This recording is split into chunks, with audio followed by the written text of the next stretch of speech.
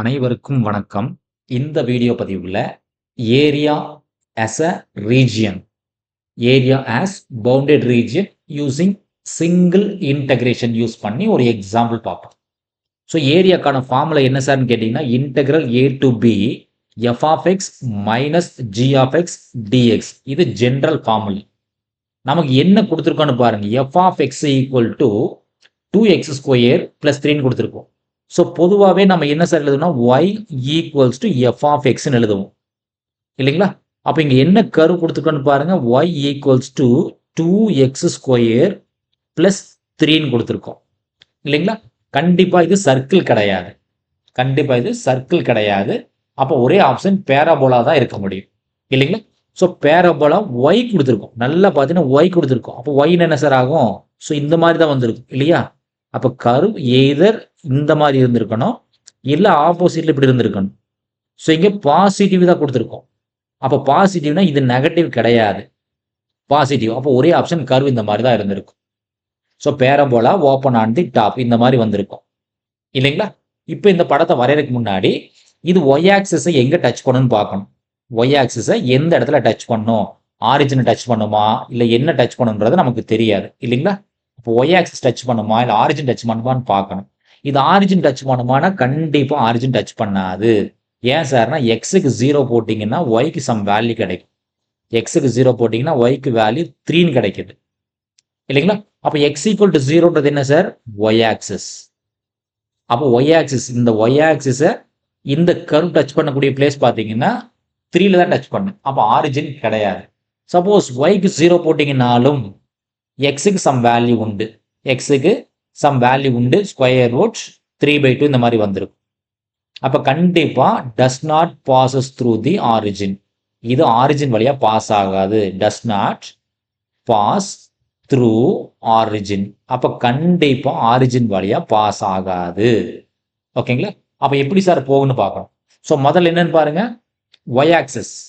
So Y axis ஈக்குவேஷனும் இந்த பேராபோலாவும் சால்வ் பண்ணணும் இல்லைங்களா. அப்போ அந்த ஒய் ஆக்சிஸில் எங்கே ப்ளே ஆகுதுன்னு பார்க்கணும். சப்போஸ் இந்த ஒய் ஆக்சில் ஏதோ இடத்துல இந்த மாதிரி கிராஸ் பண்ணி போயிருந்திருக்கும்.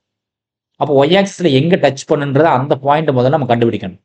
ஸோ அதுக்காக என்ன பண்ணுறோம்னா ஒய் ஆக்சிஸோட ஈக்குவேஷன் தென் இதை சால்வ் பண்ணுறோம். நமக்கு என்ன கொடுத்துருக்கோம், Y equals to 2x square plus 3 கொடுத்துருக்கோம். இது கிவன் பேராபோலா. ஒய் ஆக்சிஸோட ஈக்குவேஷன் எக்ஸ் ஈக்குவல் டு 0, ரெண்டையும் சால்வ் பண்ணோம். அப்போ இந்த எக்ஸை தூக்கி இதில் போடுங்க சார், என்ன கிடைக்குதுன்னு பாருங்க. அப்போ y ஈக்குவல்ஸ் டு எக்ஸுக்கு 0ன்னு போட்டிங்கன்னா 0 பிளஸ் 3ன்னு கிடைக்கும். அப்போ ஒய்க்கான வேல்யூ என்ன சார்னா 3. அப்போ எங்கே சார் மீட் பண்ணுது, y ஈக்குவல் டு 3ல தான் மீட் பண்ணுது. ஓகேங்களா. இப்போ டென்டேட்டிவாக ஒரு படத்தை வரைகிறேன், நான் டென்டேட்டிவாக ஒரு படத்தை வரைகிறேன். ஸோ மேபி எக்ஸ் ஆக்சிஸ் ஆரிஜினை டச்சே பண்ணல சார். ஸோ இந்த கர்வ் டென்டேட்டிவாக இந்த மாதிரி போயிருந்திருக்கும், டென்டேட்டிவாக இந்த மாதிரி போயிருந்திருக்கும். இப்போ எக்ஸுக்கு 0ன்றது என்ன சார், ஒய் ஆக்சிஸ். எக்ஸுக்கு 0ன்றது ஒய் ஆக்சிஸ். இந்த ஒய் ஆக்சிஸோட equation X equals to 0. X axis equation Y equals to 0. அப்போ எங்கே சார் மினிமம் டச் பண்ணுது, எக்ஸுக்கு 0னா ஒய் ஆக்சிஸ். அப்போ ஒய் 3ல தான் மீட் பண்ணுது. அப்போ இந்த பாயிண்ட் என்ன சார், 0,3. ஆரிஜினை டச் பண்ணவே பண்ணாது, ஆரிஜின் 0,0வை டச் பண்ணவே இல்லை. ஓகே, இப்போ இந்த பேராபோலா வரைஞ்சிட்டோம். அடுத்து என்ன சார் கொடுத்துருக்கோம், X equal to -1 and X equal to +5. Sir இது -5 இல்லை, இது +5. X equal to -1 and +5. So -1னா மேபி இந்த பாயிண்ட் எடுத்துக்கலாம் சார் என்னோட கன்வீனியன்ட்டுக்காக. எக்ஸோட வேல்யூ -1 இல்லைங்களா, எக்ஸோட வேல்யூ -1 அண்ட் எக்ஸோட வேல்யூ +5. மேபி என்னோட கன்வீனியன்ட்டுக்கு இவ்வளோ தூரம் எடுத்துக்கலாம். எக்ஸோட வேல்யூ +5 டென்டேட்டிவாக வரைஞ்சிருக்கிறேன் சார். தென் அடுத்து என்ன சார் கொடுத்துருக்குறோம், X equal to -1 +5 and the X axis, and X axis. அப்போ எக்ஸ் ஆக்சிஸ் என்ன சார், இதுதான் எக்ஸ் ஆக்சிஸ். அப்போ க்ளோஸ் ரீஜன் எது சார் வரும் நமக்கு. ஸோ கிளியரா க்ளோஸ் ரீஜன் என்ன சார் வரும்னு கேட்டிங்கன்னா this is the close region. இதுதான் சார் என்ன க்ளோஸ் ரீஜன் கிடைக்கும். ஓகேங்களா. இப்போ அப்பர் கர்வ் லோவர் கர்வ் எழுதுங்க சார். அப்பர் கர்வ் என்ன சார் இருக்கு, parabola. Upper curve Y equals to 2x square plus 3 upper curve. Lower curve என்ன சார், ஆக்சிஸ், எக்ஸ் ஆக்சிஸ். அப்போ y ஈக்குவல்ஸ் டு 0. அவ்வளோதான் சார். இது வேணா தனியாக ஒரு டைம் நம்மளோட கன்வென்ட்டுக்காக எழுதுனா, சப்போஸ் இந்த மாதிரி படம் போயிருக்குமா சார், என்னோட கன்வீனியன்ட்டுக்காக ஒரு டைம் எழுதுறேன். ஸோ படம் பார்த்தீங்கன்னா இந்த மாதிரி போயிருந்திருக்கும் பேராபோலா க்ளோஸ் ரீஜியன். ஸோ இது எஃப் ஆஃப் எக்ஸு, பேராபோலா தான் F of X, then axis G of X. இந்த பாயிண்ட் பார்த்தீங்கன்னா நெகட்டிவ் சைடில் 1, இந்த பாயிண்ட் பார்த்தீங்கன்னா 5. ஓகேங்களா? ஸோ இந்த பேராபோலோட ஈக்குவேஷன் என்ன sir? y equal to 2x² plus 3. பாட்டமில் இருக்கக்கூடியது பார்த்தீங்கன்னா எக்ஸ் ஆக்சிஸ், அப்போ y ஈக்குவல்ஸ் டு 0. இப்போ நம்மளோட ஃபார்முலா எழுதுங்க சார் என்னென்னு. So area equals to integral a to b Appar curve f of X minus lower curve g of X into dx. ஓகேங்களா? So நம்மளோட அப்பர் கர்வ் என்ன sir? Integral upper curve 2x² plus 3, lower curve y equals to 0, அப்போ lower curve 0 தான், into dx. அப்போ integrate with respect யார் sir? X. அப்போ எக்ஸோட minimum value எங்கே சார்? -1லேருந்து +5 வரைக்கும் போகுது. அதாவது -1லேருந்து +5 வரைக்கும் போகுது. So -1 to +5. இது ஒரு சாதாரண இன்டெகிரேஷன் தான் சார், வேற ஒன்றுமே இல்லை இல்லைங்களா? அப்போ என்ன ஆகுன்னு பாருங்க sir, 2x² dx then 3 into dx. அப்போ 2 கான்ஸ்டன்ட்டு, x²க்கான வேல்யூ x³ / 3 ப்ளஸ் 3 கான்ஸ்டன்ட்டு கூட என்ன சார் வரும்? வேரியபிள் எக்ஸ் வரும். லிமிட் -1 to 5 இல்லைங்களா?